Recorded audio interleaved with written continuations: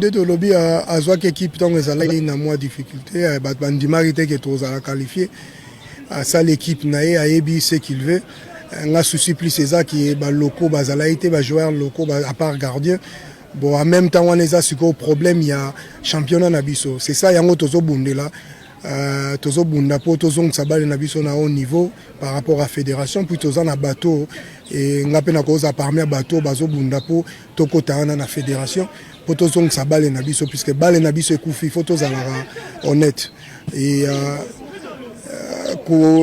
un pays comme Congo 100 millions plus d'habitants tous à la 15 joueurs à Zobeta à part gardien tokotankaye vraiment mingté malgré que on est dans les besoins à cause de gardien tous à ba grand goal grand gardien mais to lingape ba joueur to koko sepelate ka dernier talent nabiso peut-être le babamputu barum non Congo oeza mboka ya bali d'ailleurs tozawa na lemba standard tozotala toujours na cadre pour encadrer jeunesse ba talent bazazo vendre vraiment au talaki il y a des talents mais comment ça se fait que bazo opportunité té il y a au côté en équipe nationale puisque championnat ils a bien été donc non coach chapeau na Moussala Sali. Quatrième, c'est pas donné à tout le monde. À chaque fois qu'il y a un avant, mais il y a quand même un Matibiso à Salimo un plus. Et comme on dit maintenant, c'est déjà suivi. Bien sûr, défaut Pézali, il faut bon, ça comme tu le dis côté attaque, mais c'est un coach au Azan Amour Wana et à aider pays Nabiso qui est Liboso et Toza Simanae. Et merci Naï Pendenga Fongol Moutema par rapport à les gens qui ont cette opportunité. Toza la proche, il y a des joueurs et équipe nationale. On est derrière lui et tous autres supporters qui Tocha Maboko à Kende Liboso. Pourquoi pas? Rien n'est impossible. Tous autres Bundaka pour la balle Nabiso. Mais ça, les Cambo solo là ensemble, na bande comme Soussou et Koé Bandenge Ninto Koko Sala. Et ça, à 13h, là, il faut à la président. Mais il faut d'abord, il faut tout côté dans le comité, pour aider balle Nabiso comme dans le lobby, dans l'Otala.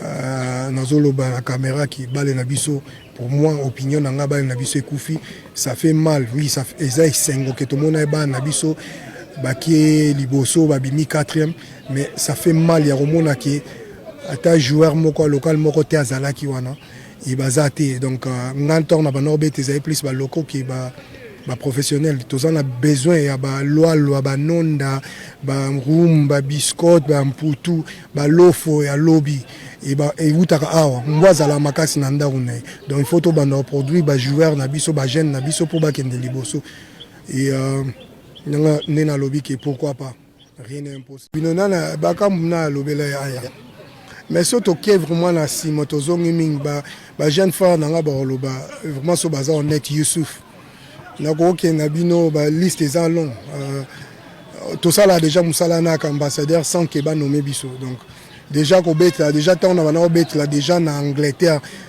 na Colchester na banda Newcastle na Blackpool na Portsmouth je faisais déjà rôle ambassadeur Yannick Bolas iso lobby mais biso mtopé ça ba rêve wana tia on va biso ba congolais un moto bossa na moi muké mais na ba Olympiakos na maswa ka beta ki wapi Olympiakos bakamba ki wapi Chansan Bemba ki na wa ezaka ba suivi ba jeune photo to fongola nzela pona bande ko na biso ba kende liboso Angleterre na za première congolais na ozalate na lobake oui premier congolais il y avait mon grand frère Michel Ngongi mais il y a akendaki akomaki na niveau au fala koma mais ngai na peut-être na sala qui plus et que bato akoyeba ke batming ba ke première congolaise trésor en tant que moi en Angleterre oui mais alaika opportunité là to fongola là pour na ba jeune frère na biso donc tout ça là déjà rôle on a joueur nyo sur monde bien sûr on le bané na lingi mboka na ngai na liboso na zate ne ba mungunya mboka na non bien sûr joueur nyo sur monde congolais na oyebse ya robeta na mboka puisque to lingi to zong son air wana moi écart wana salama banda ba papa na biso bakibonge bakenda Coupe du Monde tisiko ata biso to sala yango te na robeta et pourquoi pas ba jeune frère na biso ba sala yango c'est ça l'amour ya ko aider ba jeune frère na biso na loba même na sala yango te na kota obeta na salari par na mais na linga pena zala na autour ya bateau to dans na kata histoire na bateau ba ida ki pe ba chepe moins plus na bango pona ozong ça on est rabat na biso ozonga na niveau likolo.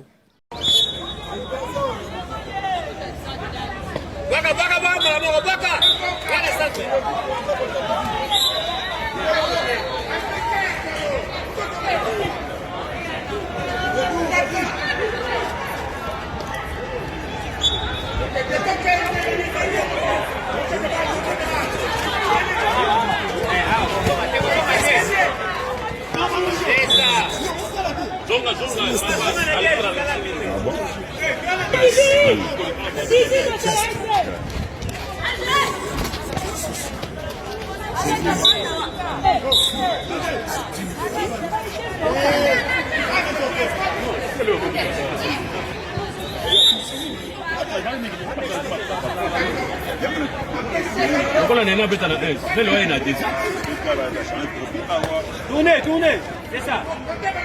Divine, tirez. Bien. Allez, c'est joli ça.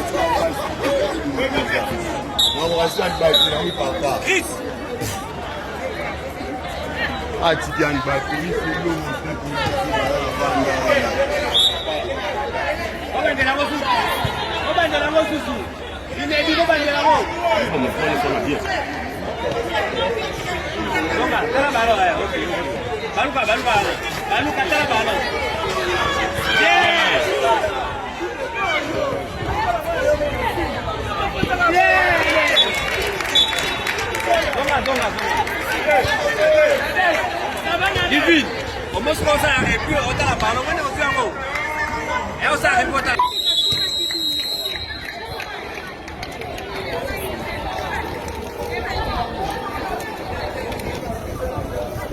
Vicentao. Nasi lagi.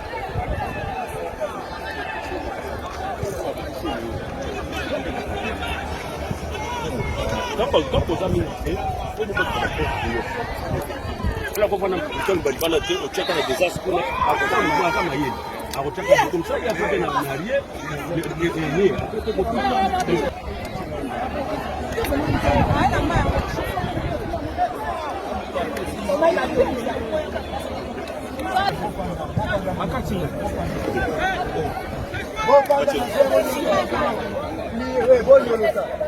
Nalobibo Nalobibo Nana tumie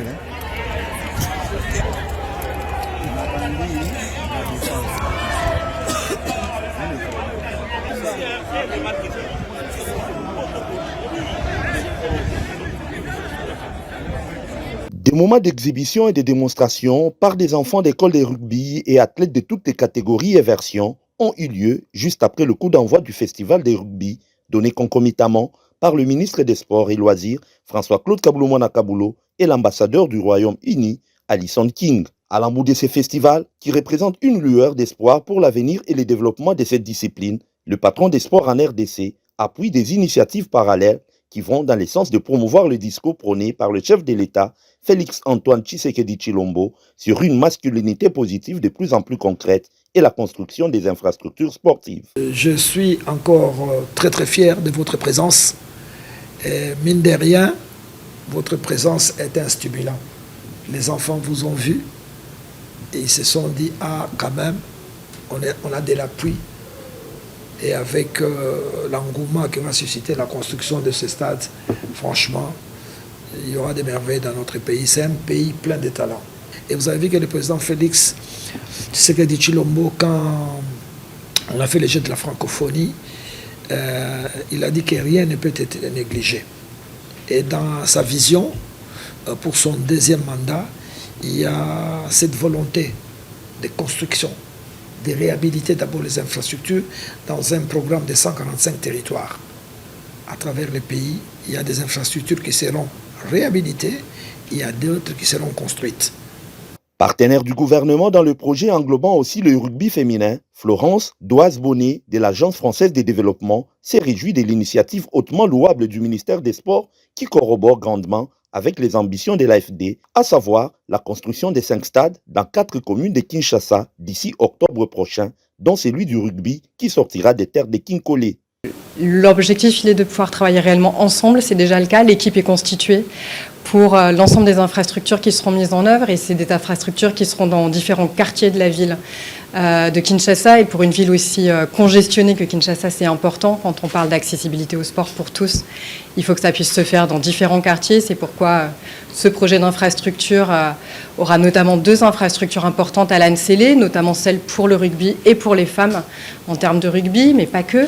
On est vraiment sur une approche globale et comme le disait si bien Madame l'ambassadeur du Royaume-Uni, chacun peut trouver son sport et les différentes infrastructures sur lesquelles nous allons travailler sont des infrastructures omnisport et de proximité.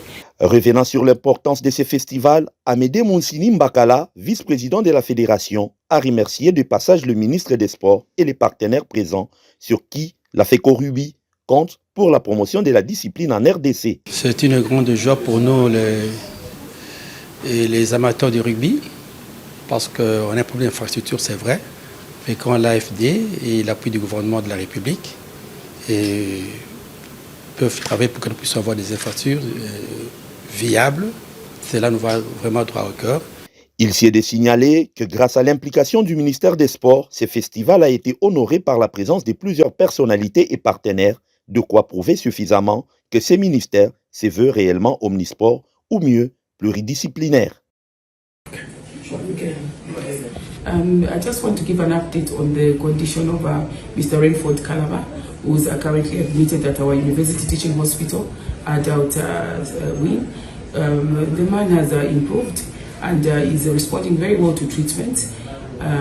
We can see a lot of movements and a lot of gestures that are evident to see in the way he's responding to sounds, the way he's responding to touch, and those are the things that we can tell that is really improved as compared to the day that he came. Because when we look at Saturday, when he came on Saturday, it's a different scenario from what we see today. So there's a lot of improvement, and we can detect that by the way he's responding to sound, to touch. Even when you call his name, he's moving. And then the doctors have testified that actually there's a lot of improvement. So they are working around the clock to just ensure that they stabilize him. And we're very sure that the professionals around him are doing the best that they can. Thank you. The accident pakafiwa pamakevsi yapasika manje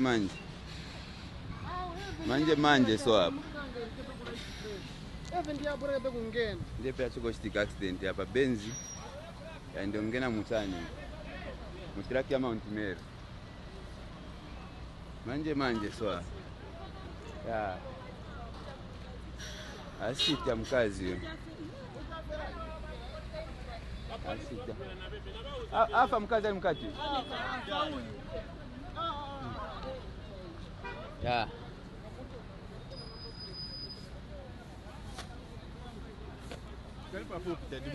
hapa mkazi